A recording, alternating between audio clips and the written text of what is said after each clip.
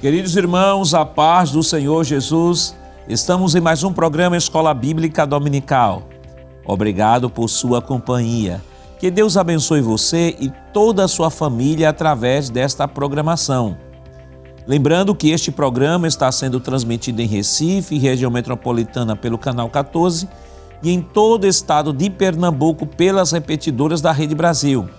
Também pelo Spotify e em nosso canal no YouTube, Rede Brasil Oficial. Divulgue nossos links com seus amigos e familiares para que mais pessoas sejam alcançadas pelo estudo da Palavra de Deus.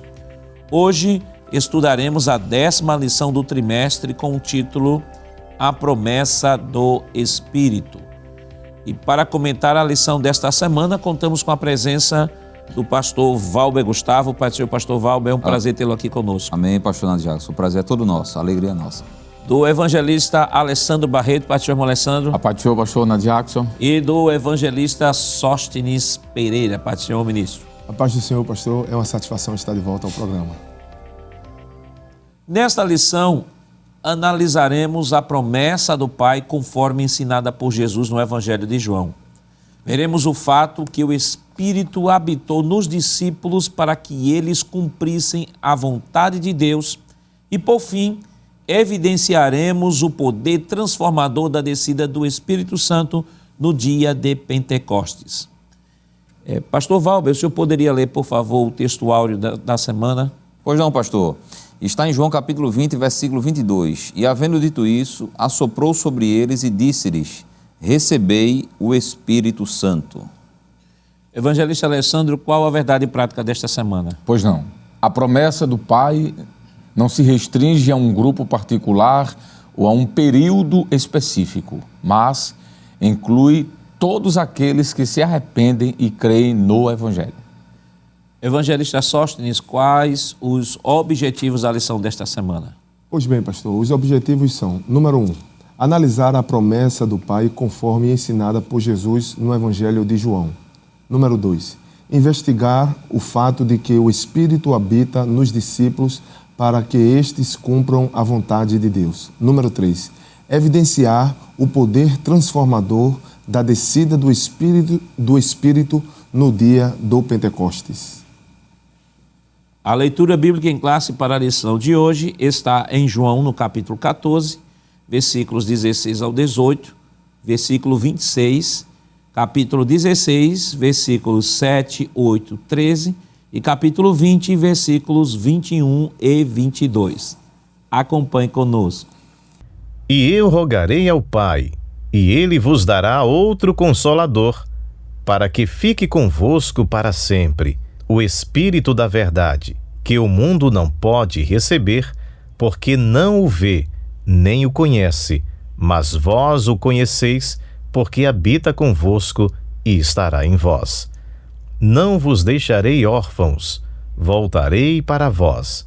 Mas aquele Consolador, o Espírito Santo, que o Pai enviará em meu nome, vos ensinará todas as coisas e vos fará lembrar de tudo quanto vos tenho dito.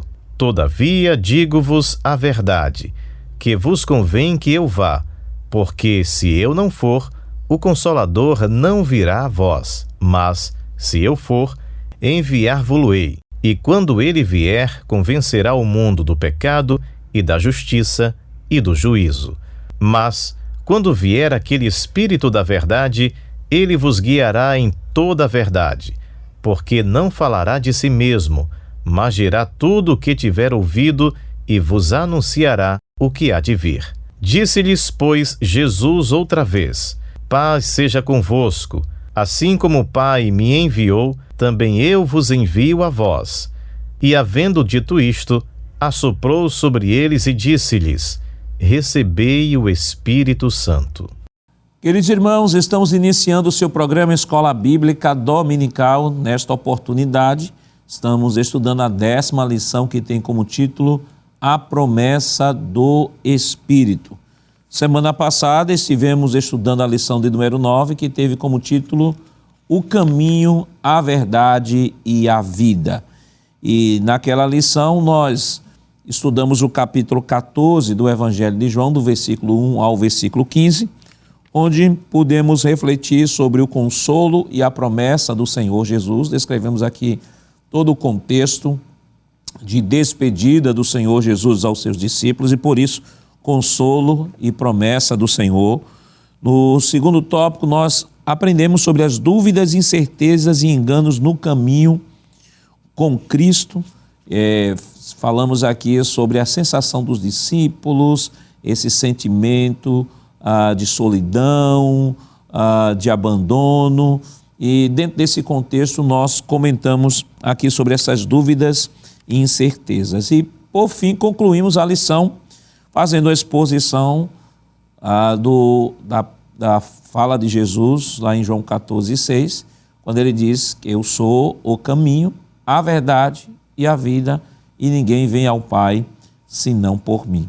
Esta semana nós estamos estudando a lição que tem como título A Promessa do Espírito, que está também baseada no capítulo 14, alguns versículos. Semana passada estudamos do capítulo 14, versículos do 1 ao 15. Hoje estudaremos a João 14, versículos 16 a 18, versículo 26, também parte do capítulo 16, versículos 7, 8 e 13, e também parte do capítulo 20, que é capítulo 20, versículos 21 e 22. Mas antes de começarmos a lição desta semana, queremos lembrar que no próximo domingo, segundo domingo de junho, nós temos o Dia do Pastor. Inclusive, Pastor Valber, todos os anos, como em todas as datas comemorativas, essas datas entram num projeto da Superintendência das Escolas. Cada projeto tem um tema, tem um versículo base, e este projeto é elaborado para que seja aplicado em todas as escolas bíblicas dominicais. E o tema do projeto deste ano, do Dia do Pastor, é os passos do pastor e sua jornada com Deus, guiando a igreja com amor, fé e sabedoria. Salmo de número 37, 23 é o texto base que diz: os passos de um homem bom são confirmados pelo Senhor e ele deleita-se no seu caminho. Então, é importante que as escolas dominicais executem esse projeto, porque os projetos não entram na qualidade apenas de mais uma programação a mais na igreja. O projeto ele tem uma finalidade pedagógica, tem uma finalidade doutrinária, com o objetivo maior de reforçar os valores que nós aprendemos na Palavra de Deus e na escola dominical. Sem sombra de dúvida, pastor. Um momento importantíssimo na escola dominical para que seja prestada a devida e merecida homenagem ao pastor da igreja, aos demais pastores que o auxiliam. E nós, de uma forma especial daqui da IEADPE, da Igreja Evangélica Assembleia de Deus, no estado de Pernambuco, temos motivos de sobra para agradecermos a Deus, para louvarmos a Deus pela vida do nosso pastor, do nosso pastor presidente, o pastor Ailton José Alves, que sem sombra de dúvida é um presente de Deus para a igreja desta geração. E falando nisso, eu sei que tem o versículo-chave, o base, que é o Salmo 37, mas eu lembrei de Efésios, capítulo 4, versículo 11, para que nós saibamos que o pastor é alguém tão especial, que ele é uma dádiva, é um presente do próprio Deus para a igreja. Que Efésios 4 e 11 diz: e ele mesmo deu uns para apóstolos, e outros para profetas, e outros para evangelistas. E no final do versículo ele diz: e outros para pastores e doutores. E com que finalidade Deus deu, pastores à igreja?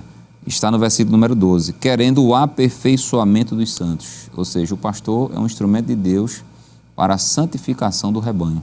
Isso é algo sublime, isso é algo maravilhoso. Santificação sem a qual ninguém verá o Senhor. Para a obra do ministério, ou seja, para capacitar os irmãos a exercerem um serviço cristão na igreja. Ele diz mais para a edificação do corpo de Cristo, é um instrumento para a edificação do corpo, da igreja em si. Até que todos cheguemos à unidade da fé. O pastor é um instrumento na preservação da unidade da igreja, que é talvez o bem maior de uma igreja local, é a unidade. E ele diz: e ao conhecimento do Filho de Deus, a varão perfeito à medida da estatura completa de Cristo. né? Então, fala também dele sendo um instrumento de Deus para o nosso amadurecimento cristão e para o crescimento das nossas raízes, porque ele diz, por fim, que aqueles que se deixam aperfeiçoar pelos pastores, que são os servos de Deus, eles não serão levados em roda por todo o vento de doutrina, nem pelo engano dos homens que com astúcia enganam fraudulosamente. Então, um homem como esses homens, não é, precisam sim ser reconhecidos, ser lembrados, né? E receberem, não é, essa homenagem e também, principalmente, a oração da igreja, pastor. É importantíssimo. Evangelista Alessandro, é de grande importância que o dirigente da escola, nesse dia, esteja fazendo a apresentação desse projeto, né? Porque, como já falamos aqui inicialmente, não só pelo valor intrínseco que a figura do pastor é para a igreja, mas, sobretudo, por estar reforçando valores espirituais e conceitos bíblicos que fundamentam a nossa fé.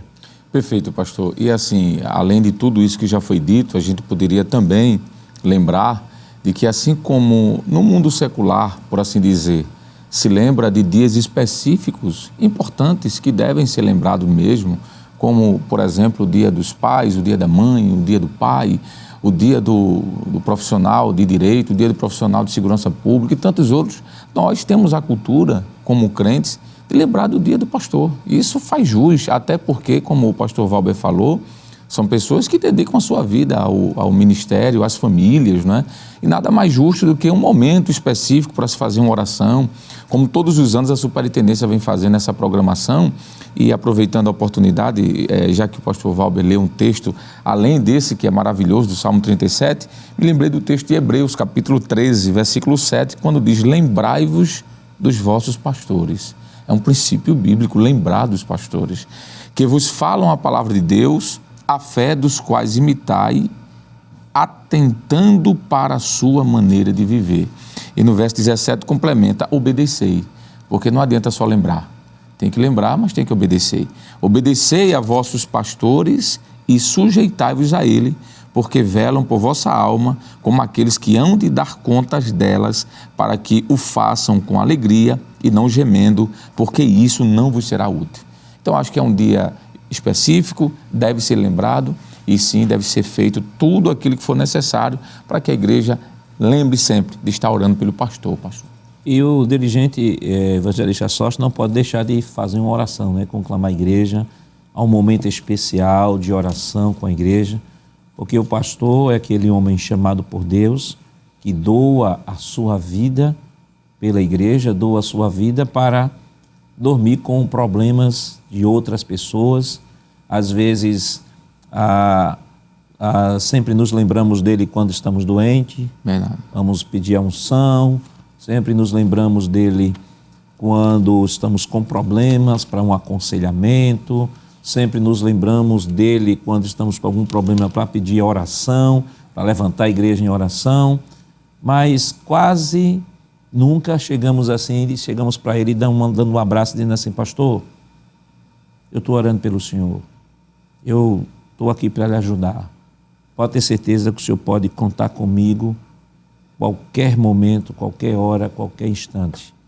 Eu sei a sua dor, sei seu sofrimento. E muitas vezes tendo que suportar o dano, né? O dano de ser xingado, o dano de ser esculachado, o dano de receber calúnia, de receber difamação. Mas como pastor, ele está firme porque ele pensa, acima de tudo, do chamado de Deus e no amor que Deus colocou no seu coração por suas ovelhas. É sim, pastor. Eu acredito que esta oportunidade é uma oportunidade que a igreja tem de mostrar a sua nobreza como inerente à sua natureza. A nobreza da igreja em expor o princípio da honradez e o princípio do reconhecimento. Porque este homem que foi colocado por Deus não foi iniciativa do próprio homem. Pelo contrário, como os demais já fizeram uso do texto bíblico, eu gostaria também de fazer em Jeremias, capítulo 13, o verso de número 15, que diz assim, e vos darei pastores segundo o meu coração, que vos apacentem com ciência e com inteligência. Então vemos aqui Deus como um agente ativo. É Ele quem dá pastores para a igreja. E a Bíblia nos mostra que Deus dá conforme os seus critérios, que é segundo o seu próprio coração. E a igreja, no momento que nós estamos, a nossa sociedade está em desconstrução do reconhecimento de autoridade, de respeitabilidade por aqueles que exercem essa influência espiritual sobre nós. E a igreja, nesse momento, vai ter a oportunidade de reconhecer. Não tem nada a ver com bajulação, não tem nada a ver com idolatria, mas tem sim com um dever bíblico, como já disse aqui o evangelista Alessandro, o pastor Valber, de reconhecer esta pessoa, lembrando-se dela, que exerce tal influência para a nossa edificação e para o nosso cuidado espiritual. Mas já que os três deram versículo, não posso deixar de... Com certeza. Não posso fazer diferente, né? Olha aqui, deixar 12 versículos aqui que estão em 1 Tessalonicenses, capítulo 5, versículo 12 e 13, que diz assim: Irmãos, pedimos que vocês tenham em grande apreço os que trabalham entre vocês, que os presidem no Senhor e os admoestam. Tenham essas pessoas em máxima consideração, com amor, por causa do trabalho que realizam. Vivam em paz uns com os outros. Então, o texto já fala por si só, né? E nós queremos, em nome da superintendência das escolas, desejar ao senhor pastor um feliz dia do pastor.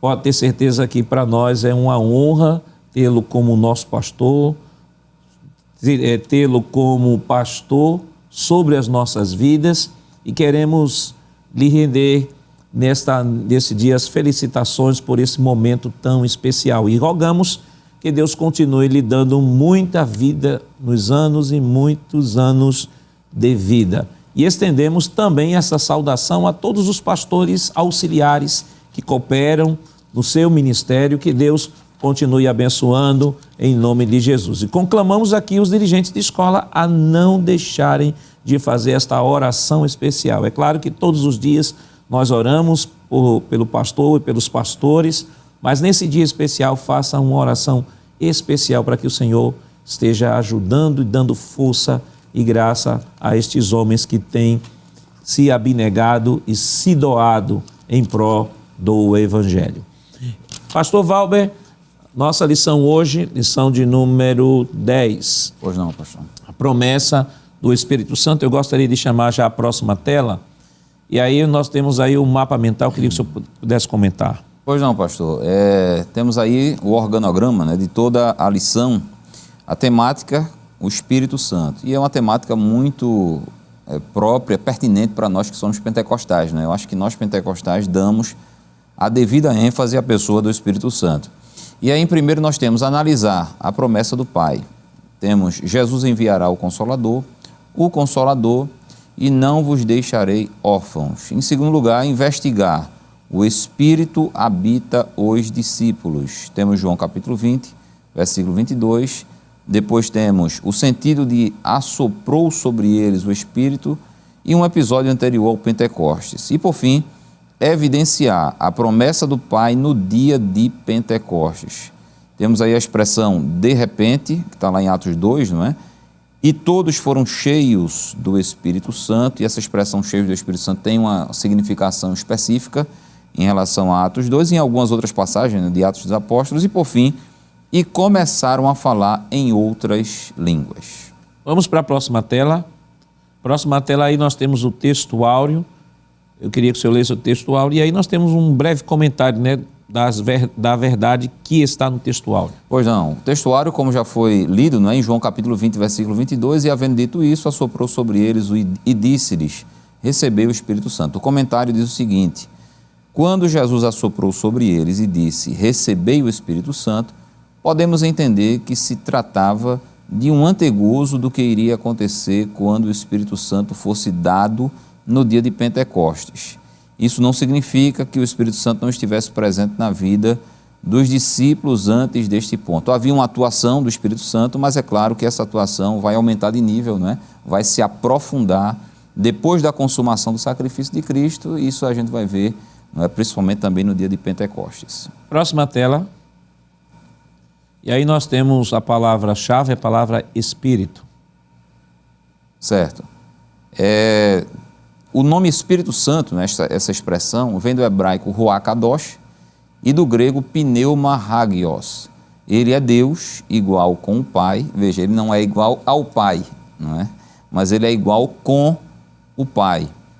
Isso porque nós queremos que o nosso Deus é uno quanto à essência e é trino quanto à personalidade. Então, embora seja igual em glória, poder e majestade, não é a mesma pessoa do Pai, não é? Então, ele é Deus igual com o Pai e o Filho, e formam uma só divindade, pois eles são allos, a expressão grega, a palavra grega, que denota da mesma natureza, da mesma espécie, da mesma qualidade. Diferente de heteros, que denota ser de espécie diferente. Ao chamar o Espírito Santo de Alon Parakleton, Jesus afirmou que tudo quanto pode ser afirmado a respeito de sua natureza pode ser dito do Espírito. É uma citação de Stanley Horton. Vamos para a próxima tela, por favor. Ali temos a parte introdutória e nós temos agora, tópico 1, a promessa do Pai. Subtópico 1, Jesus enviará o Consolador. Subtópico 2, o Consolador. E subtópico 3, não vos deixarei órfãos. Vamos para a próxima tela.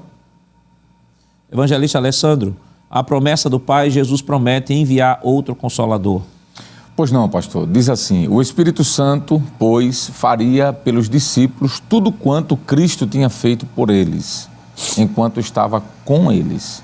O Espírito estaria ao lado deles para os ajudar, Mateus 14, verso 30 e 31, prover direção certa para suas vidas, versículo 26, consolar nos momentos difíceis, o verso 18, interceder por eles em oração, Romanos 8, 26 e 27, e também 8, 34, e por fim, permanecer com eles para sempre. O Espírito Santo é o nosso ajudador e intercessor, habitando em nós aqui na terra, conforme alguns textos de Romanos 8, verso 9 e 26, 1 Coríntios 3, 16, 6 e 19, e 2 carta aos Coríntios 6, 16, e 2 Timóteo, capítulo 1, versículo 14, isso é uma referência da Bíblia de Estudo Pentecostal, edição global. Vamos para a próxima tela. A frase outro consolador. Isso aí é interessante porque para a gente é até um ponto pacífico, né? Mas há pessoas que estão se apropriando deste outro consolador e ressignificando e aplicando a determinados líderes de grupos heterodoxos, como se o outro consolador fosse um homem, uma pessoa física. Aí eu queria que o senhor comentasse. Pois não, pastor. Antes de comentar, seria interessante ler o texto, né, editado aí pelo pastor Lenay Cabral, quando ele fala sobre essa expressão outro consolador, identifica o Espírito Santo como uma pessoa, o que reforça a crença de que o Espírito Santo é essa terceira pessoa da Trindade, e a expressão outro aqui na língua grega, no Novo Testamento, como já foi lido, é a expressão allos, que significa outro da mesma espécie, da mesma substância, das mesmas características, apontando assim para outra pessoa, não um mero poder ou uma luz, mas sim para alguém que veio fazer morada no coração daqueles que creem em Cristo e o aceitam como seu Salvador de suas vidas. E aí sim, pastor, comentando rapidamente esse ponto, é interessante porque, como o senhor disse, alguém pode usar essa expressão outro, já que a expressão outro fala de alguém da mesma substância, da mesma essência, do mesmo formato. Alguém pode dizer assim como Jesus era ser humano e viria outro homem para dar continuidade ali ao seu ministério. Só que a expressão aqui, outro, está apontando para a sua divindade e não humanidade. Até porque ele é o unigênito Filho de Deus. Deus não teve um segundo filho para cumprir o propósito salvífico, só foi um. Então o outro aqui está apontando para essa pessoa, que aí é o Espírito Santo, como já foi colocado aqui. E é interessante dizer de que pessoa aqui não está falando de corporeidade. Tivemos uma lição que se falou sobre isso. Alguém pode não ter um corpo e ser uma pessoa. Um ser angelical, por exemplo, um anjo. Não tem corpo, mas é uma pessoa. E um ser pode ter corpo e não ser pessoa, como, por exemplo, qualquer animal. Qualquer animal que for citado aqui, ele tem um corpo, mas ele não é uma pessoa, porque na sua constituição ontológica falta-lhe algo que é justamente a constituição completa de um ser. Então, quando diz outra pessoa, não está falando de algo material, mas de um ser que tem personalidade. O Espírito Santo pensa, o Espírito Santo age, ele ensina, ele fala, ele escolhe, ele tem inteligência. Então essa pessoa aponta para um ser espiritual. E por isso que Jesus disse em João que ele estaria com os discípulos e nos discípulos. Se fosse um ser físico, não poderia um físico estar dentro de outra pessoa física. Teria que ser, obviamente, até pela construção frasal, um ser espiritual. Então o outro aqui se refere à mesma substância dele. Do mesmo jeito que Jesus e o Pai é Deus, esse Espírito é Deus também. E todas as características da divindade estão nas três pessoas. Então esse outro se refere ao ser espiritual que estamos estudando nessa lição, que é o Paráclito, o Espírito Santo. Então já fica claro que não pode, nem hipótese alguma, até pela construção do texto, Exatamente. Né? Construção do texto, aplicar isso a algum líder religioso. Jamais. Até porque tanto o termo halos fala sobre outro da mesma espécie, da mesma natureza, apontando para a divindade, teria que ser divino. Sim. Como também que ele estaria com, estaria e em. Com é mais fácil, agora o problema é em. Está dentro da pessoa. Dentro dos discípulos. Então, o próprio texto já por si só, ele é autoexplicável. Perfeito. Nós iremos para um rápido intervalo, não saia daí, estaremos ainda, quando voltarmos, comentando o primeiro tópico de nossa lição. Saia daí, nós voltamos já já.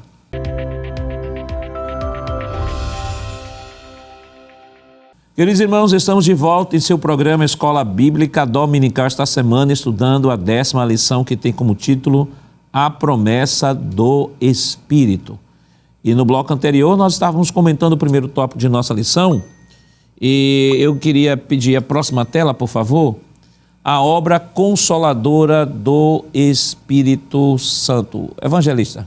Pois não, pastor. O texto nos diz que o Espírito Santo também, uma das suas funções é trazer consolo. Ele é chamado de o Consolador. E o texto diz que a obra consoladora do Espírito não se resume a encorajar em momentos de tristeza, mas também a ensinar verdades profundas acerca da fé em Deus nas adversidades. O controle do Espírito Santo sobre a jornada do crente nesta vida terrena está atrelado aos propósitos divinos.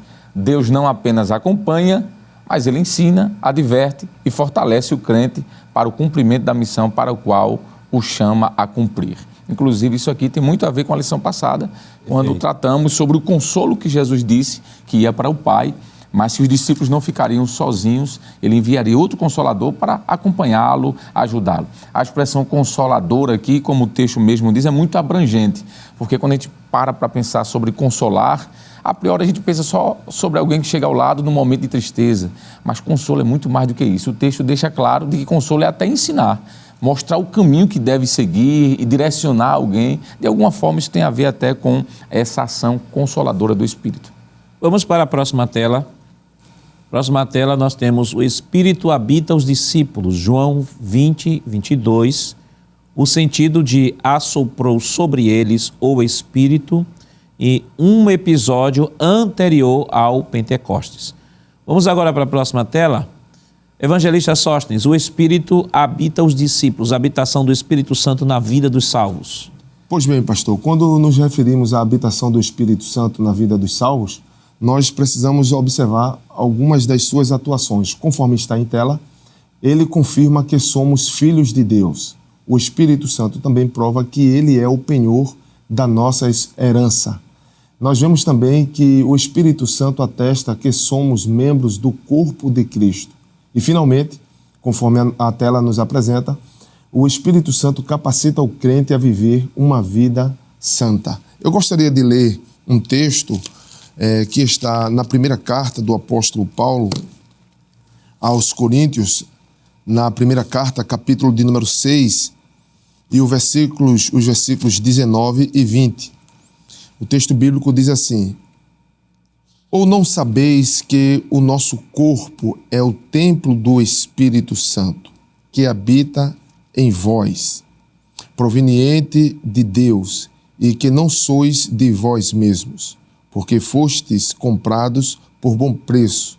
Glorificai, pois, a Deus no vosso corpo e no vosso espírito, os quais pertencem a Deus. Nós observamos aqui, pastor, que neste ponto da lição, nós estamos estudando sobre a habitação do Espírito Santo em nós. Esta foi promessa de Jesus. Jesus fez esta promessa de que o Espírito Santo viria habitar em nós, e João, apresentando a doutrina do Espírito Santo, ele faz isto de maneira muito clara para nós, pontuando esta atuação do Espírito Santo. Ele não viria simplesmente para nos instruir, simplesmente para nos guiar, simplesmente para nos convencer, conforme o próprio evangelista descreve as instruções de Cristo. Mas o Espírito Santo também viria para habitar em nós. E esta habitação estaria também sendo evidenciada em nós através desta atuação que ele estaria. Ele não estaria simplesmente morando em nós, mas esta moradia faria com que ele viesse testificar em nós de que nós somos filhos de Deus. Ele viria justamente para promover essa esperança da herança eterna em nós. Ele estaria atuando em nós, manifestando o poder do Espírito Santo, o poder do próprio Deus operado pela obra da salvação em nós. E aqui o apóstolo Paulo, ele mostra algo muito interessante, que assim como no mundo antigo o templo tinha uma significação e a presença de uma divindade tinha uma significação, muito mais ainda a presença do Espírito Santo em nós. E ele está dizendo aqui que o Espírito Santo agora não seria emprestado, ou o Espírito Santo não viria aleatoriamente a nós, mas pelo contrário, o Espírito Santo viria para estar em nós, habitando em nós, convivendo conosco. Ele não viria de forma esporádica, ele não viria de forma seletiva, mas agora a plenitude das promessas que foram idealizadas no Antigo Testamento estariam sendo cumpridas no Novo Testamento, aonde teríamos essa presença constantemente na vida de cada um dos crentes. E esta é a convicção que nós temos, que nós somos filhos de Deus, a partir do momento que nós temos essa presença em nós. E é interessante aqui, me permita fazer esta inferência, que isto não é feito pela vontade da carne nem pela vontade do sangue. Não é uma titulação ou uma graduação que um homem dá ou recebe em nome de religiões. Mas esta presença do Espírito Santo é uma garantia dada pelo próprio Jesus, ele habitando em nós, gerando em nós convicções individuais, pessoais desta presença em cada um de nós. Isso aí é uma verdade revolucionária, né? Porque só na fé cristã você tem a ideia de que o devoto, o adorador, é o templo do seu Deus. E a ideia, você vai para todas as religiões do mundo, as religiões mundiais, a ideia e na história das religiões, você percebe que a ideia do lugar sagrado, onde o Deus habitava, aquela questão da ideia do Deus territorialista, né? Baal é o Deus dos montes, já Baal não era o Deus dos vales já era outro Deus. Então, havia um conceito territorialista muito grande de um Deus que abrangia apenas pequenas regiões. Quem quisesse, o pagão quisesse adorar ao Deus dos montes, ia para buscar Baal lá nos montes. Se quisesse adorar algum outro Deus do vale, não era Baal. Baal não estava no vale. E aí essa ideia de um local onde os adoradores procuravam o seu Deus para adorar, isso era uma verdade universal. Só que a fé cristã, ela vai mais além disso. Ela vai dizer assim, olha, você tem um templo? Tem, porque uma verdade não anula a outra. Tem um templo onde você pode adorar a Deus, tem a igreja, você tem a igreja, o templo físico, onde você pode adorar a Deus. Mas você também, Paulo diz aí nesse texto, Paulo diz assim, ó, você também é um templo. E assim como você tinha reverência no templo, porque o local era sagrado, você tinha toda uma liturgia que você precisava cumprir, você tem que aplicar tudo isso ao seu corpo. E seu corpo tem que ser santo, tem que ser puro e tem que ter você tem que ter o mesmo estilo de vida e identidade que o Deus que lhe chamou, lhe santificou. E me permita, pastor, contextualizar que Paulo está escrevendo justamente para a igreja de Corinto, onde Afrodite ela tinha um templo ali que era referência para a região. Se paralelamente pensarmos, também existia um templo em Éfeso para Diana, esses templos eram templos suntuosos, de mármores, onde existia até referência de sendo referências turísticas e de peregrinação da fé. E Paulo agora está dizendo, olha, não são esses templos aí que têm esse valor, mas o nosso corpo é o templo e a morada do Espírito Santo. Quando nós pensamos no Evangelho de João, desenvolvendo esta narrativa da presença do Espírito Santo, Tertuliano, ele diz que este Evangelho de João é o Evangelho espiritual, porque ele vai apresentando a atuação do Espírito Santo e ele vai mostrar em certo momento, especialmente no capítulo 4, versículo 24, que Deus é Espírito. E esses verdadeiros adoradores adorarão a esse Deus, não é mais num lugar simplesmente específico, ainda que seja importante, mas essencialmente em espírito e em verdade, porque ele agora veio para quê? Para habitar em nós. Vamos para a próxima tela. E aí, pastor Valber, João 7,39, porque o Espírito Santo ainda não fora dado. Eu queria que o senhor pudesse ler e comentar. Pois não, pastor. João 7,39, porque o Espírito Santo ainda não fora dado, não significa que não houve uma obra do Espírito Santo no mundo antes da ressurreição de Jesus. Está aí Gênesis capítulo 1, versículo número 2. O Espírito Santo age em todo o Antigo Testamento, desde o primeiro capítulo da Bíblia, desde os primeiros versículos. Ali estava, no ato da criação, o Pai, o Filho e o Espírito Santo. No princípio, criou Deus os céus e a terra, mas diz também que o Espírito Santo pairava sobre a face das águas. O Filho, a gente vai entender que também estava lá à luz do contexto amplo, de João capítulo 1. Alguns versículos do Antigo Testamento falam sobre o Espírito de Deus vivo em ação na vida dos fiéis antes da vinda de Cristo. E aí está aí uma gama de referências, muitas referências bíblicas mostrando a atuação do Espírito Santo. Portanto, este versículo deve significar que o Espírito Santo não fora dado no sentido pleno e poderoso em que foi prometido para a era da nova aliança. E aí também nós temos várias referências bíblicas, inclusive do Antigo Testamento, fazendo referência a uma atuação mais plena, mais poderosa, mais intensa do Espírito Santo na vida dos fiéis, na vida dos crentes. E isso está de uma maneira muito clara descrita em João capítulo número 14. É interessante, pastor, que essa promessa de Jesus, de João capítulo 14 e o versículo número 16, ela está, claro, inserida em um contexto. E o contexto aqui é o contexto da proximidade da partida de Jesus para o Pai. Ou seja, é o contexto da proximidade da separação de Jesus dos seus discípulos. Isso trouxe o quê? Perturbação. Eu sei que certamente esse contexto pode ter sido abordado na lição anterior, mas quando Jesus diz em João capítulo 14, versículo 1, não se turbe o vosso coração, é porque essa turbação, essa agitação, essa inquietação foi gerada pelas palavras do próprio Jesus, dizendo que estava perto de partir. E aí os discípulos, é claro, não queriam se separar de Jesus, não queriam perder a companhia de Jesus. Mas depois que Jesus deixa claro que era necessário que ele fosse, e que ele fosse por meio da crucificação, é claro, depois de ressurreição e assunção aos céus, ele também consola os seus discípulos dizendo, olha, não se preocupem porque eu vou, mas vocês não ficarão órfãos. É o que está em João capítulo 14, versículo 18. Não vos deixarei órfãos, voltarei para vós. E aí, ele não vai deixar os discípulos órfãos, por quê? Porque ele vai enviar um outro Consolador. E isso está em João capítulo 14, versículo 16, que é muito conhecido.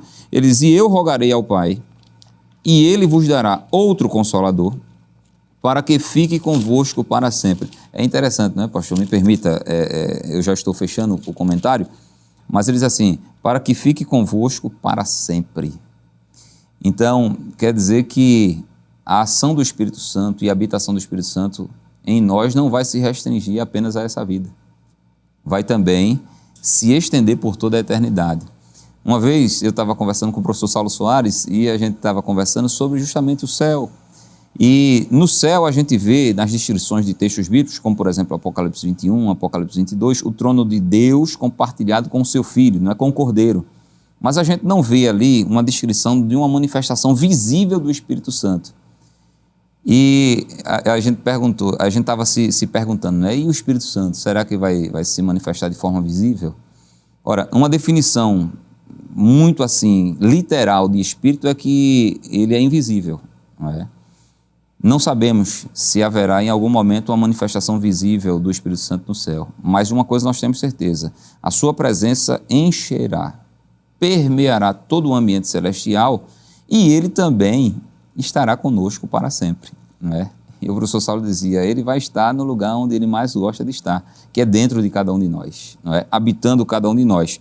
E por fim, Jesus diz, não é? No versículo 17, o Espírito da verdade, que o mundo não pode receber, porque não vê, nem o conhece, mas vós o conheceis, porque habita convosco e estará em vós. Então Jesus claramente lança o verbo para o futuro, mostrando que haveria um momento em que o Espírito Santo trabalharia de uma forma diferente da que havia trabalhado até então.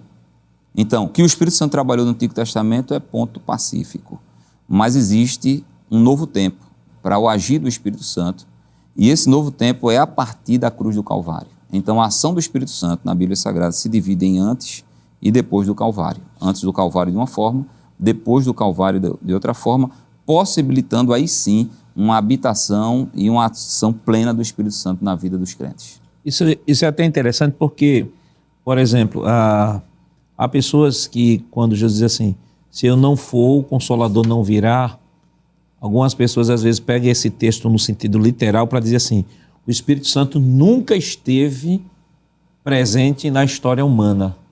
Ele só vem, a sua presença só vem se manifestar justamente quando Jesus vai. Sim. Só que aí essa terminologia, evangelista, não, em nenhum momento quer dizer que o Espírito Santo não estivesse. Porque, em primeiro lugar, por definição, vamos para uma verdade maior. O Espírito Santo é Deus. Sim. Se é Deus, é onipresente, é onipotente e onisciente. Sim. Se é Deus, ele está em todos os lugares, em todas as eras, em todos os momentos, em toda parte. Sim. Então, não tem como dizer que a sua presença veio só exclusivamente com a ascensão de Jesus e a descida no dia de Pentecostes. Mas esta expressão atenta muito mais para o que está sendo referido de uma atuação mais plena do que propriamente no sentido físico e antropomórfico, né, de uma presença física temporal. Perfeito, pastor. Eu acredito que a fala do senhor e a do pastor Valber, elas se complementam e fica bastante claro de que a questão aqui na fala de Jesus não é de uma perspectiva, pastor, qualitativa. Não é qualitativamente falando, e sim quantitativamente falando. Quando nós olhamos para Jesus, ele deixa evidente de que o Espírito Santo já estava assim, agindo em algumas pessoas no Antigo Testamento de forma muito clara. Eu achei bastante pertinente essa citação da Bíblia Patmos, porque ela diz aqui, olha, no sentido pleno e poderoso em que foi prometido. De fato, o Espírito Santo, no seu sentido pleno, ele vai ser manifestado a partir do Novo Testamento, não resta dúvida, mas que ele já agia, inclusive habitando de forma periptória, não de forma permanente, de forma específica em pessoas no Antigo Testamento, é claro. Por exemplo, citando aqui, pastor, o texto, Números 27 e 18, aparece ali o verbo existir ou estar, porque o texto diz aqui, em 27 e 18, então disse o Senhor a Moisés, toma para ti Josué, filho de Num, homem em que há o Espírito. O verbo há, esse verbo aqui, é o verbo existir. Ele está presente, está, o verbo estar, melhor dizendo. É o verbo estar, homem em que o Espírito está. Então fica claro, só nesse versículo, pastor, de que quando diz o Espírito que ainda não fora dado, não deve ser de forma restritiva. O texto de Deuteronômio 34, pastor, se complementa. Esse texto é muito interessante porque também aparece o verbo aqui encher. Olha que coisa interessante, Deuteronômio, capítulo de número 34 e o versículo 9. Olha o que aqui diz o texto da palavra de Deus, diz assim, olha, e Josué, filho de Num, foi cheio do Espírito. Ora, se eu for entender isso aqui de forma literal, de que ele não fora dado, está entrando em contradição com o texto, porque diz que ele foi cheio. O outro texto, pastor, que é Ezequiel 2:2 e Ezequiel 3:4, aparece o verbo ali entrar. O texto diz, e o Espírito do Senhor entrou em mim. O que é entrar? Senão uma ação que foi dada a alguém. O verbo que aparece aqui, nesses 3 versículos, é o verbo ser, encher e entrar. E Daniel 4, verso 8, 9, verso 18, Daniel 5 e 11, é fantástico. Porque esses textos de Daniel diz claramente que o Espírito do Senhor estava em Daniel. E ali é o verbo existir e estar tudo junto. O texto de Miqueias, que aparece aqui, capítulo 3, versículo 8, é interessante, porque diz assim: o Espírito do Senhor está em mim. Olha que coisa impressionante. E, por fim, citando mais uma passagem do Antigo Testamento, que está escrita no Novo, porque nós sabemos que o Antigo Testamento está entrelaçado no Novo, então, apesar de estar escrito por Lucas, ainda faz parte do Antigo Testamento. O texto de Lucas, capítulo 1, versículo 15, 41 e 67, que mostra ali pessoas que estavam cheias do Espírito, não é? João Batista, que foi cheio do Espírito, sua mãe, que foi cheia do Espírito, Isabel, no caso, e ainda o sacerdote, que foi cheio do Espírito. Então, essa expressão que ainda não fora dado, eu acho que a fala do pastor Valber, a sua, foi fantástica. Não fora dado em que sentido? No sentido pleno, de fato, isso acontece no Novo Testamento, mas de forma peremptória e de forma atuante. No Antigo Testamento, a gente vê o Espírito Santo, como o pastor Valber falou, versículo 2, já agindo. Quando Moisés vai ao monte, é o Espírito Santo quem escreve nas tábuas, porque diz ali que apareceu o dedo de Deus. E conforme Lucas 11, 20, o dedo de Deus é o Espírito Santo. Quando Moisés vai saindo do Egito, os magos disseram para Faraó: sabe quem foi que fez isso aí, Faraó? O dedo de Deus. O dedo de Deus é o Espírito Santo. Quem profetizou, quem encheu os profetas para eles profetizarem? O Espírito Santo. Então, negar que ele havia sido dado de uma forma diferente, como o pastor disse, é inegável, pastor. E aqui, obviamente, fica muito claro com essa citação da Bíblia de estudo Patmos. Agora é importante fazer a separação de que essa atuação no Antigo Testamento, de maneira específica para pessoas específicas, não quer dizer necessariamente a habitação. Porque a gente tem outras expressões também do veterotestamentárias, quando os profetas dizem: o Espírito do Senhor Jeová veio sobre mim. Sobre mim. Então, são expressões que não podem ser anuladas. É claro que a perspectiva do profeta, ele, pela ação do Espírito que vem sobre ele, como Deus faz isso, a gente não sabe. Mas a perspectiva do profeta é sempre utilizando essa expressão: o Espírito está em mim, o Espírito vem sobre mim. Em outra passagem, Davi disse: o Senhor usou a minha boca, entendeu? Então, isso é uma linguagem, vamos dizer assim, uma linguagem antropológica do Antigo Testamento, que vem demonstrar a ação do Espírito Santo. Claro, é fato no Antigo Testamento, mas uma coisa que eu acho interessante aqui, até que o pastor Elianai colocou, quando ele fala, que a gente vai ver agora sobre a questão sobre o soprou sobre eles, o pastor Elianai deixa claro de que esse Espírito ele passa a habitar primeiramente nos discípulos naquele momento da pós-ressurreição. Porque, por exemplo, João 7,39, João 7,39 é um texto que é emblemático, que é justamente nesse sentido que o autor ele vai mostrar, porque você não pode estar nem num ponto nem no outro, nem dizer que o Espírito Santo não fazia nada, não atuava nada, mas também não dizer que era uma situação de maneira plena e igual do Novo Testamento. João capítulo 7, versículo 37 ao 39, diz assim: no último dia, o grande dia da festa, Jesus se levantou e disse em voz alta: se alguém tem sede, venha a mim e beba. Quem crê em mim, como diz a Escritura, olha, do seu interior fluirão rios de água viva. Rios de água viva. Versículo 39. Aí João explica o que é isso, fluir rios de água viva do interior, ou seja, de dentro do indivíduo. Ele diz assim: isso ele disse a respeito do Espírito, que os que nele crescem haviam de receber, pois o Espírito até aquele momento não tinha sido dado, porque Jesus ainda não havia sido glorificado. E aí o João deixa claro que o Espírito Santo não tinha sido dado nessa dinâmica plena que o senhor comentou, essa dinâmica plena de habitação, de fluir do seu interior rios de água viva, porque ele diz, isso só é possível com a glorificação do Senhor Jesus Cristo. Aqui nós temos no subtópico 1 do tópico 2 da lição, o pastor Elianai Cabral traz o seguinte: é crucial considerarmos o contexto que envolve os versículos 20 e 22 do capítulo 20 de João. Nessa ocasião, o nosso Senhor aparece ressuscitado e glorificado. A passagem bíblica onde se encontram os versículos 21 e 22 começa no versículo 19, João 20, 19 e 23. Assim, o cenário em que Jesus se apresenta ressuscitado com um corpo glorificado remete tanto ao contexto anterior, João 20, 1 a 20, como ao imediato, João 20, 23, 31, 21, 1 a 25 de João 20 e 22. Em outras palavras, o que é que o pastor Elianai Cabral diz? O pastor Elianai Cabral, em outras palavras, diz o seguinte, olha, ele pega João 7, 39 e diz assim, o Espírito não foi dado porque o Senhor não havia glorificado. Aí ele diz, essa parte que Jesus soprou o Espírito sobre os seus discípulos está onde? Está no capítulo 20. Qual é o contexto do capítulo 20?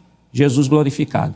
Jesus já tinha ressuscitado e já tinha glorificado. Então, atendeu perfeitamente aquilo que o próprio João havia dito lá no capítulo 7, versículo 38 e 39. Nós vamos para um rápido intervalo, depois voltamos para comentar o terceiro tópico de nossa lição. Não saia daí, nós voltamos já já.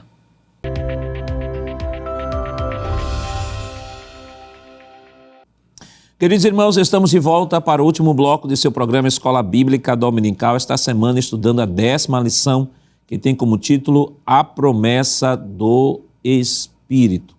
E no bloco anterior nós estávamos comentando o segundo tópico de nossa lição, o tópico que fala sobre o Espírito habita os discípulos. Eu gostaria de ler pelo menos o terceiro tópico do segundo tópico de nossa lição, que diz o seguinte, pastor Elianai Cabral diz assim, um episódio anterior ao Pentecostes. Ele diz, em João 20, 22 também se lê, recebei o Espírito Santo. Esta expressão surge como consequência direta da menção assoprou sobre eles, indicando que o Espírito Santo habitou os discípulos naquele momento específico. A partir desse ponto, os discípulos tornaram-se nova criação, completamente regenerados e sendo governados, habitados e vivificados pelo Espírito Santo. Romanos capítulo 8, versículo 9 a 10 e Gálatas capítulo 5, versículos 16 ao 26. Posteriormente, o que ocorreu em Pentecostes seria uma segunda obra distinta e capacitadora do Espírito para os discípulos pregarem o Evangelho, começando em Jerusalém até os confins da terra. Atos 1 e 8. Pronto, e essa parte aqui fica como uma introdução para o próximo tópico que nós vamos falar agora, a promessa do plano, a promessa do Pai no dia de Pentecostes. Subtópico 1, de repente. Subtópico 2, e todos foram cheios do Espírito Santo. Subtópico 3, e começaram a falar em outras línguas. Vamos para a próxima tela, por favor.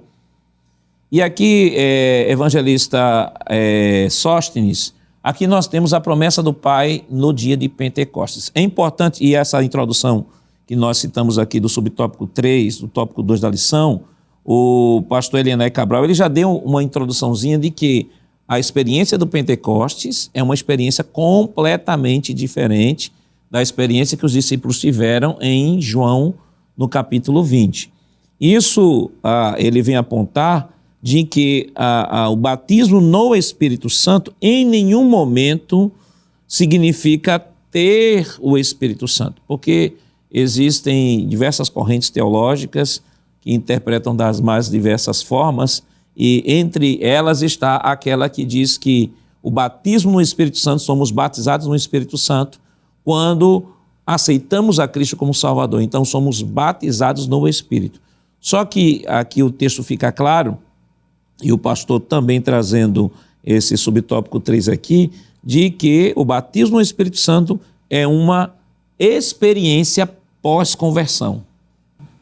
Pastor, eu acredito que este é um momento especial da lição, que o professor ele poderá com propriedade adentrar nesse tópico de número 3, apresentando que essa narrativa ela é uma narrativa histórica, porque está falando de um dia específico e de um acontecimento que é incontestável, mas também é uma narrativa teológica. Em que aspecto? Ela é uma narrativa histórica porque ela nos apresenta o que aconteceu, o derramamento do Espírito Santo, e uma obra distinta do assoprar que Jesus Cristo realizou sobre os discípulos, e ela é teológica porque fala-se de uma obra de regeneração, de uma atuação do Espírito Santo na condução de uma nova criatura, como o próprio pastor Elianai coloca, e uma outra obra chamada capacitação do Espírito Santo. A capacitação do Espírito Santo é uma obra distinta da obra da regeneração. E o professor, ele precisa trazer esses dois pontos distintos de maneira muito clara, para que não haja uma confusão na mente dos irmãos e eles possam entender claramente que uma coisa é a obra do Espírito Santo para salvar, transformar, libertar o homem, convencendo do pecado e habitando nele. E a outra obra é uma obra de capacitação através do revestimento de poder para a pregação do Evangelho. E o senhor falou uma coisa, eu lembrei agora de alguns textos, Efésios capítulo 1, versículo 13 em diante, veja o que Paulo nos diz. Nele também vocês, depois que ouviram a palavra da verdade, o evangelho da salvação, tendo nele também crido, receberam o selo do Espírito Santo da promessa. O Espírito é o penhor da nossa herança até o resgate da sua propriedade em louvor da sua glória. Então, Paulo deixa claro aqui de que nós recebemos o Espírito Santo no momento do ato da conversão. Sim. Está implícito aqui o arrependimento e a fé, quando ele diz assim, tendo nele também crido, está implícito aqui a fé, explícito a fé e implícito aqui o arrependimento. Então, uma coisa é isso aqui, o selo do Espírito, que é a presença do Espírito Santo que nós passamos a obter a partir do momento do ato da conversão. Outra coisa, pastor Valber, outra coisa é o batismo com o Espírito Santo como uma experiência pós-conversão. Exatamente, pastor. Como o senhor falou aí, esse texto de Efésios capítulo 1, né, versículos 13 e 14, tem claramente um contexto soteriológico, de salvação. Então, o mundo, a humanidade é dividida em duas categorias de pessoas, né? Os salvos e os não salvos. E o que é que vai atestar se uma pessoa é ou não salva, se é ou não selada, não é? No que diz respeito à salvação, a habitação do Espírito Santo, não é? Se ele tem ou não o Espírito Santo de Deus. É verdade que no mundo de hoje, muitos, não é, vivem assim de performance, de estereótipos e parecem ser salvos, não é? Parecem, porque se vestem de uma roupagem religiosa e a gente olhando de fora até pode ter suas dúvidas, se aquela pessoa é ou não salva. Mas na dimensão espiritual não há dúvida alguma, essas dúvidas são totalmente sanadas, porque na dimensão espiritual se verificará se a pessoa tem ou não o Espírito Santo. Se tem, é salvo. Se não tem, não é salvo. Não é? E no que diz respeito ao batismo com o Espírito Santo, sem sombra de dúvida, é uma experiência pós-conversão, é uma experiência pós-salvação. Porque no capítulo 20, Jesus sopra sobre eles o Espírito Santo, não é? Para que o Espírito Santo habite, não é? De forma permanente nele, não é? De uma forma que somente o sacrifício de Cristo pôde possibilitar. Agora, esse mesmo Jesus que já tinha concedido o Espírito Santo a ele, no capítulo 1, prestes a subir aos céus, ele vai dizer, não é? No capítulo 1 do livro de Atos, no versículo número 4, ele diz assim, e estando com eles, determinou-lhes que não se ausentassem de Jerusalém, mas que esperassem a promessa do Pai, que disse ele, de mim ouvistes. Que promessa do Pai é essa que está registrada lá em Joel capítulo 2, versículo 5? Porque, na verdade, agora quem está falando é Jesus. João batizou com água, mas vós sereis batizados com o Espírito Santo, não muito depois destes dias. Ora, por que Jesus está dizendo que eles serão batizados com o Espírito Santo se eles já são a habitação do Espírito Santo? É porque o batismo com o Espírito Santo é uma obra diferente, uma experiência diferente da habitação do Espírito Santo. Não é? E aí, o que eu acho interessante é que Jesus deu tanta ênfase a essa questão do batismo com o Espírito Santo como uma experiência distinta e posterior à conversão, que as últimas palavras de Jesus na terra foi sobre o batismo com o Espírito Santo. Porque no capítulo 1, versículo número 8, ele diz: mas recebereis o poder do Espírito Santo, que há de vir sobre vós, está lançando para o futuro. Ser-me-eis testemunhas tanto em Jerusalém como em toda a Judéia e Samaria até os confins da terra. Agora veja, Jesus está falando aqui claramente sobre o batismo com o Espírito Santo, não é isso? Versículo 4, 4 e 5 a gente viu isso, versículo 8. No versículo 9 diz assim: e quando dizia isto, ou seja, quando estava falando sobre o batismo com o Espírito Santo, vendo-o eles, foi elevado às alturas, e uma nuvem o recebeu, ocultando-o a seus olhos. Então, as últimas palavras de Jesus na face da terra foram sobre o batismo com o Espírito Santo. E aí, no capítulo 2, os discípulos que já eram morada do Espírito Santo, já eram habitação do Espírito Santo, vão finalmente experimentar, né, a promessa do Pai, que é o batismo com o Espírito Santo, que aqui se usa a nomenclatura de ser cheio, não é, do Espírito Santo, no versículo 4, capítulo 2, versículo 4. E todos foram cheios do Espírito Santo e começaram a falar em outras línguas, conforme o Espírito Santo lhes concedia que falasse. Ou seja, revestimento de poder, capacitação, como disse o evangelista Sóstenes, com a evidência inicial do falar em outras línguas. E como é que eu sei que isso aqui é a promessa do Pai? Porque Pedro disse, no capítulo 2, e versículo de número 16. Estou um pouco me alongando, mas é o último versículo. Mas isto, disse Pedro, é o que foi dito pelo profeta Joel. Ou seja, a promessa do Pai é a promessa feita pelo profeta Joel, não é? 800 anos antes, aproximadamente, disso se cumprir.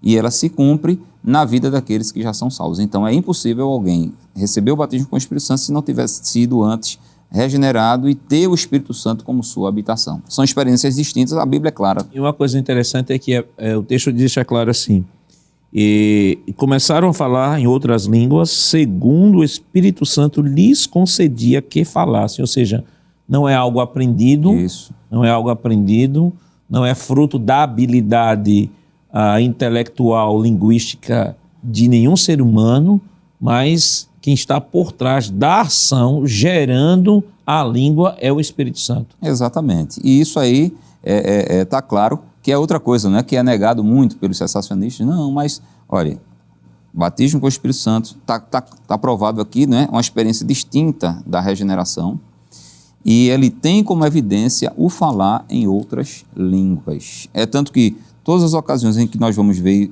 esse tipo de experiência na Bíblia Sagrada, principalmente no livro de Atos dos Apóstolos, essa experiência do batismo é acompanhada imediatamente com o falar em outras línguas. Isso aqui acontece em Atos capítulo 2, isso aqui acontece, por exemplo, em Atos capítulo 19 e tantas outras passagens. Isso é uma coisa assim tão interessante, porque, por exemplo, existem pessoas que dizem, e houve um período, me lembro na minha mocidade, que se falava que se uma pessoa sonhasse falando língua estranha e acordasse, essa pessoa foi batizada no Espírito Santo. Existem já cursos, evangelista Alessandro, cursos de língua estranha. Cursos de língua estranha, e existe um grupo heterodoxo que inclusive ensina as pessoas a falar línguas estranhas. Ele diz, olha, repita comigo isso, e depois que a pessoa repete, diz assim, você foi batizado no Espírito Santo. Então, isso em nada tem a ver com Atos capítulo 2. Perfeitamente, pastor. Até porque quando nós observamos os textos que falam sobre o falar em línguas estranhas, a Bíblia nos diz claramente de que isso é uma ação do Espírito, não é algo aprendido em uma escola. E quando nós vamos um pouco mais à frente, no livro na carta que Paulo escreve aos Coríntios, ele diz que o Espírito que dá essa língua é o Espírito que dá um outro dom para interpretar esta língua. Uma coisa é interpretação e outra coisa é tradução. Alguém que fala inglês, alguém que fala espanhol, ele pode ser traduzido. Agora, alguém que fala uma língua estranha, ele só pode ser, pelo Espírito, interpretado. Então, a interpretação é uma coisa e tradução é outra. Por aí já se resolve o problema. A gente tem visto, pastor Nadir Jacques, infelizmente, com o advento da internet, quase que uma banalização desse dom tão maravilhoso que é o dom do Espírito Santo, no sentido de conceder à pessoa falar uma língua estranha. E a gente louva a Deus por esse momento aqui em que estamos nos debruçando das Escrituras e podendo entender de que essas falácias devem ser repreendidas e corrigidas à luz do texto. Quando o pastor Valber, por exemplo, estava falando sobre essa distinção entre a conversão e o batismo, eu adentraria também, diria também, além de tudo que foi dito, que já é o suficiente, de que quando Jesus disse para os discípulos que eles ficassem em Jerusalém, que receberiam o Espírito Santo e falariam novas línguas, esses discípulos, como o senhor disse, pastor, já eram regenerados, inclusive seus nomes já estavam escritos no livro da vida, não é? Quando Jesus disse aos discípulos, vocês estão alegres porque os demônios se sujeitam a vocês, estejam muito mais alegres pelos seus nomes estarem escritos no livro da vida. Então, reportando aquela falação anterior, que ainda complementa ainda, né? De que eles receberam o Espírito depois de regenerados. E quando Jesus disse, pastor, lá em João 14, 17 em diante, ele disse assim, vocês receberão o Espírito da verdade que o mundo não pode receber. É uma fala aqui maravilhosa. E esse recebimento, que a posteriori também provoca o recebimento de um dom, que aqui é o caso da língua estranha, é algo que vem de Deus. O texto diz, e desceu do céu. A língua humana a gente aprende na esfera horizontal, né? Mas a língua do céu é de esfera vertical. Diz que foram línguas estranhas. E o próprio termo, a palavra de Deus apresenta aqui, pastor, a expressão glossa. A expressão glossa aqui no texto de Atos dos Apóstolos nos dá a entender de que era uma língua sobrenatural. Não eram dialectos apenas. Aparecem as duas expressões, dialectos e glossa, que é a ideia de xenolalia e glossolalia. Xenolalia, a capacidade de falar uma língua que seja humanamente conhecida. No movimento pentecostal e à luz da história a gente vê isso, inclusive começando em Atos, porque diz que eles falavam nos seus... Os judeus falavam no idioma daquelas 16 ou 15 nações que ali estavam. Mas também o texto dá a entender que além dessa xenolalia era a glossolalia. Num testemunho pentecostal, por exemplo, a gente vai ver pessoas que foram batizadas com o Espírito Santo e foram para países e lá Deus os usou falando em idiomas que ele nunca aprendeu. É um outro milagre. Então alguém pode pegar de repente, pastor, fazendo esse recorte, dizer aqui, olha, o pentecostalismo defende que a língua estranha é a língua humana. Pode ser também, que não deixa de ser um milagre. Sim. Imagine, por exemplo, na Rua Azusa, Agnes Osman foi batizada com o Espírito Santo, falou vários idiomas, dentre estes o chinês, onde ela nunca tinha estudado chinês e foi para a China e foi uma grande missionária lá. Deixou de ser um milagre? Obviamente que não, mas isso precisa ser claro. Existe sim a possibilidade de alguém falar uma língua estranha, humanamente falando, que não deixa de ser um milagre, mas quando falamos de língua estranha no sentido espiritual, lá de Atos e de Coríntios, se complementa com a língua dos céus. Por isso que Paulo diz assim, ainda que eu falasse a língua dos anjos, há uma vertente que diz que essa língua dos anjos é uma indicação de uma língua espiritual, pastor, não é uma língua humana, que inclusive essa minha fala está baseada no que diz aqui a declaração de fé. Então negar a ação do Espírito Santo dizendo que isso é uma língua puramente humana e nada mais do que isso, é uma teologia minimalista e, por que não dizer, até apelacionista. Não é sincero, essa é a interpretação, porque quando a gente vai para a luz das Escrituras, a gente vê que a língua estranha é, sim, uma ação soberana do Espírito Santo de Deus. Sabendo que é uma ação sobrenatural, seja ela a língua humana, ou seja ela uma língua espiritual, né? Que Paulo diz assim, que ele fala a língua estranha, ninguém o entende, né? Só porque fala mistérios com Deus, né? Você tem as duas situações. Né? Atos 2, você tem... E o que eu acho interessante é que o Espírito Santo desce, eles batizam, as pessoas são batizadas no Espírito Santo, e o primeiro ato do derramamento do Espírito, o que eu acho interessante é isso. O primeiro ato do derramamento do Espírito é justamente aquilo que está, capítulo 2, versículo 8, diz assim, então, como os ouvimos falar, cada um em nossa própria língua materna, aí ele vai dizer, somos pardos, medos, elamitas, naturais da Mesopotâmia, Judéia, Capadócia, Ponto e Ásia, toda a Panfilha, Frígia, Egito, das regiões da Líbia, das mediações de Cirene e romanos, que aqui residem, tanto judeus como prosélitos, cretenses e árabes. Aí o versículo continua dizendo assim, como os ouvimos falar sobre as grandezas de Deus em nossas próprias línguas. Quer dizer, houve o derramamento do Espírito e a primeira mensagem que saiu da boca daqueles que estavam sendo batizados era a evangelização. Isso. E já começaram a evangelizar. Por isso que o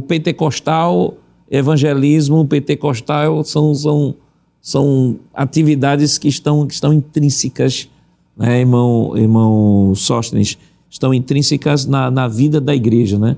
pentecostal, uma das coisas que ele mais ama fazer é evangelizar. Exatamente, pastor. E aí eu acredito que é importante enfatizarmos que ser regenerado é um elemento sine qua non, não é? Indispensável para o ser humano que deseja vir ao Senhor.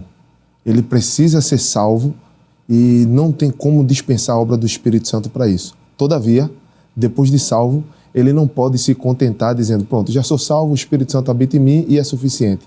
É importante que ele busque a capacitação do Espírito Santo, a fim de que, através dessa capacitação, ele possa ter esse impulso do Espírito Santo, a fim de testemunhar do Evangelho, aqui, ali e além.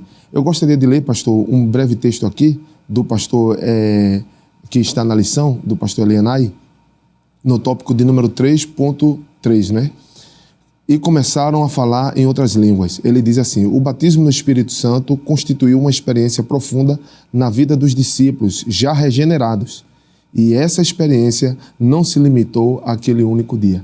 E aí nós observamos que existe um termo técnico, né, na área da teologia, que é chamada de continuismo. É isto que nós seguimos e confessamos. Nós cremos que aquela obra não se limitou àquele dia exclusivo, mas ela serve para os dias atuais. Em pleno século XXI, o Espírito Santo ainda continua batizando, continua dando variedade de línguas, continua impulsionando a igreja para testemunhar do Evangelho em qualquer lugar, em qualquer tempo.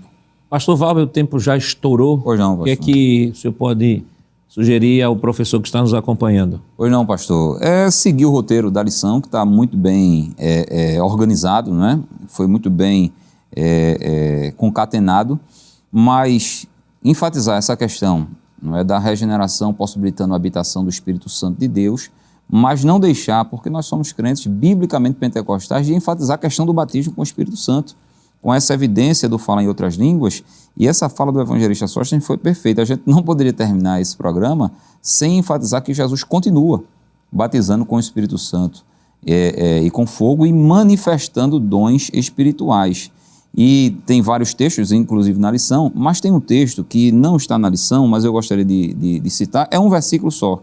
Eu quero ler na NVT, pastor, que está em 1 Coríntios capítulo 1, versículo número 7, que é mais uma base para o continuismo, não é? Porque ele diz assim, uma vez que nenhum dom espiritual lhes falta, enquanto esperam ansiosamente pela volta de nosso Senhor Jesus Cristo.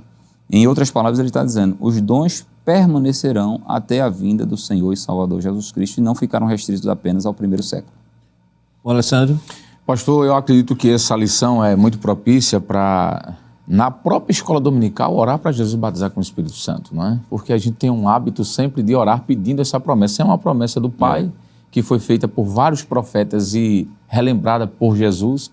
Por que não orar para Jesus batizar com o Espírito Santo? Eu acredito que é um momento específico para chamar aqueles que desejarem, quer dizer, ir na frente, orar e pedir essa promessa, porque a Bíblia diz que ela diz respeito a nós e aos nossos filhos. Ministro? Pastor, o conhecimento não só se dá de forma teórica, mas de forma prática. A parte teórica é todo o arcabouço que nós tivemos aqui na lição, mas a parte prática nos leva a sentir a presença do Espírito Santo em nós.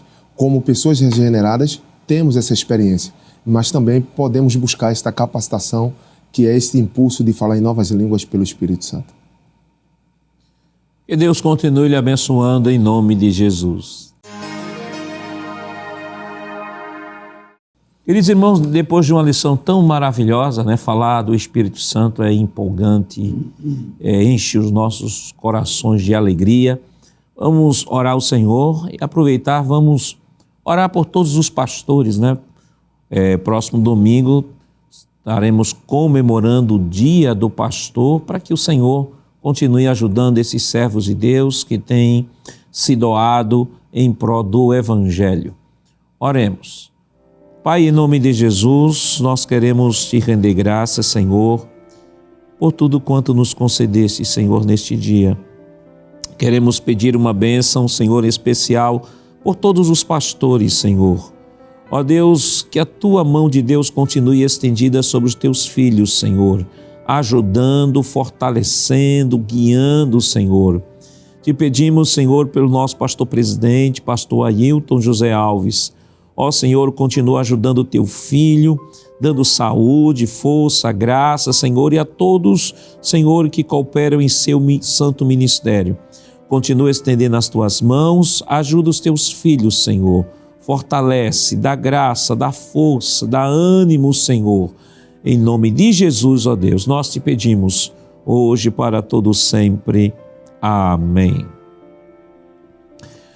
Chegamos ao final do programa. Hoje estudamos a 10ª lição do trimestre com o título A Promessa do Espírito.